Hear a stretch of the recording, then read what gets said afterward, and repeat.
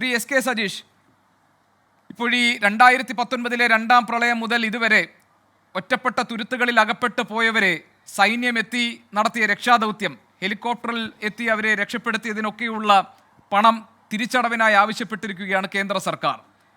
ഇത് ഒരു സ്വാഭാവിക നടപടിക്രമമാണ് എന്ന ഒരു വിശദീകരണം കേന്ദ്ര സർക്കാരിൻ്റെ ഭാഗത്തു നിന്ന് ഉണ്ടാവുകയും ചെയ്യുന്നുണ്ട്.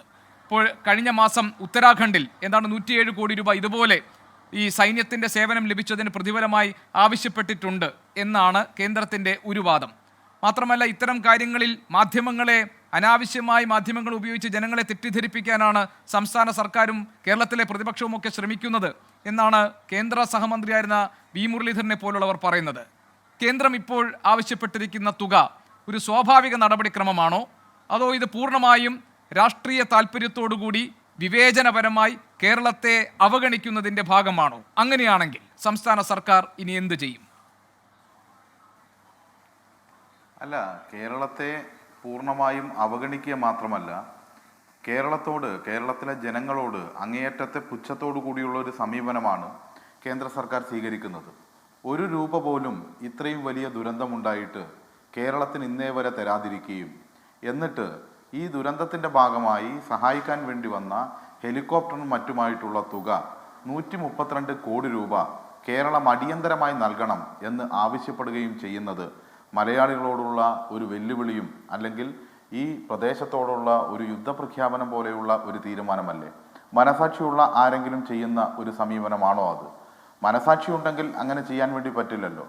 ഇവിടെ വന്ന് തങ്ങൾക്ക് മനസാക്ഷി ഉണ്ട് എന്ന് കാണിക്കാൻ വേണ്ടി ചില ഫോട്ടോഷൂട്ടൊക്കെ നടത്തി പോയതല്ലേ ഇന്ത്യയുടെ പ്രധാനമന്ത്രി?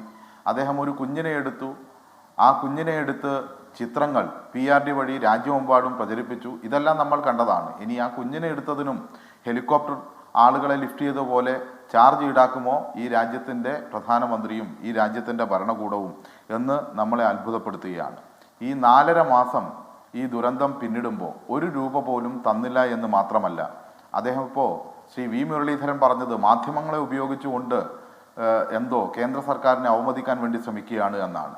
യഥാർത്ഥത്തിൽ കേരള ഹൈക്കോടതി ഡിവിഷൻ ബെഞ്ചിൻ്റെ ഭാഗമായി വന്ന ഒരു നിരീക്ഷണം പോലും യഥാർത്ഥത്തിൽ കേരളത്തിലെ മാധ്യമങ്ങളിലൂടെ കൃത്യമായി വന്നിട്ടില്ലല്ലോ. ഹൈക്കോടതി ഡിവിഷൻ ബെഞ്ച് ഓപ്പൺ കോർട്ടിൽ ചോദിച്ചിട്ടുണ്ട്, 100 രൂപ ചില്ലറയുണ്ടോ എന്ന് ചോദിക്കുമ്പോൾ 100 രൂപയ്ക്ക് ചില്ലറയൊക്കെ ഉണ്ട്, പക്ഷേ നിങ്ങൾക്കതിൽ നിന്ന് 10 പൈസ തരില്ല എന്ന രീതിയിലാണ് കേന്ദ്ര സർക്കാർ ഈ കാര്യത്തിൽ പെരുമാറുന്നത് എന്ന് പറഞ്ഞിട്ടുണ്ട്. അത് ഈ കേരളത്തിലെ മാധ്യമങ്ങളിലൂടെയെല്ലാം സംരക്ഷണം ചെയ്യപ്പെട്ട കാര്യമാണോ? അങ്ങനെ മാധ്യമങ്ങളെ കൂട്ടുപിടിച്ചുകൊണ്ട് ആരെങ്കിലും ഇവിടെ ഏതെങ്കിലും രീതിയിൽ പ്രതിഷേധമോ അല്ലെങ്കിൽ തെറ്റായ കാര്യങ്ങൾ പ്രചരിപ്പിക്കാനോ ശ്രമിച്ചിട്ടില്ല. ഇവിടെ കേരളത്തിന് അർഹതപ്പെട്ടത്, ഇന്ത്യയിലെ മറ്റ് സംസ്ഥാനങ്ങളെ പോലെ അവകാശപ്പെട്ടത്, മലയാളികളും ഈ രാജ്യത്തിൻ്റെ ഭാഗമാണ് അതുപോലെ അവകാശപ്പെട്ടത്, ആ അവകാശം നമ്മൾ ചോദിക്കുകയും ആ ചോദിച്ച് നമുക്ക് ലഭിക്കേണ്ടത് ലഭിക്കുകയും വേണം. അതൊന്നും ലഭിക്കാതെ ഇവിടെ 132 കോടി രൂപ എയർ ലിഫ്റ്റിങ്ങിൻ്റെ ഭാഗമായി ഞങ്ങൾക്ക് കിട്ടണം, അത് അടിയന്തരമായി നൽകണം എന്നൊക്കെ ആവശ്യപ്പെടുന്നത് അങ്ങേയറ്റത്തെ അവഹേളനമാണ്. മാത്രവുമല്ല, ഇത് നമ്മുടെ തുടരനുഭവമാണ്. മുമ്പ് നമുക്ക് ഓർമ്മയുണ്ട്, 2018 പ്രളയത്തിൻ്റെ സമയത്ത് അരി തന്നപ്പോൾ നമ്മളെല്ലാം സ്നേഹത്തോടെയാണ് എന്ന് കരുതി. കുറച്ച് കഴിഞ്ഞപ്പോൾ 205.81 കോടി രൂപ ആ അരിക്ക് വേണ്ടി തിരിച്ചു വാങ്ങുന്ന നിലയുണ്ടായി. തിരിച്ചു കൊടുക്കാൻ അല്പം വൈകിയപ്പോൾ നിങ്ങൾക്കുള്ള എല്ലാ അവകാശങ്ങളും മറ്റ് സാമ്പത്തിക കാര്യങ്ങളെല്ലാം നിഷേധിക്കുമെന്ന് ഭീഷണിപ്പെടുത്തിയാണ് ആ പണം കൈപ്പറ്റുന്ന നിലയിലേക്ക് വന്നത്. ഈ നിലയിൽ 1 രൂപ പോലും തരാതിരിക്കുകയും എന്നാൽ